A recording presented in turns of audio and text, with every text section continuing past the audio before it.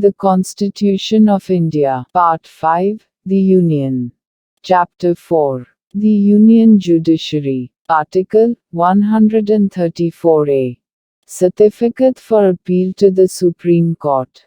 Every High Court, passing or making a judgment, decree, final order, or sentence, referred to in Clause 1 of Article 132, or Clause 1 of Article 133, or Clause 1 of Article 134, may, if it deems fit so to do, on its own motion, and b. shall, if an oral application is made, by or on behalf of the party aggrieved, immediately after the passing or making of such judgment, decree, final order or sentence, determine as soon as may be after such passing or making, the question whether a certificate of the nature referred to in Clause 1 of Article 132, or Clause 1 of Article 133, as the case may be,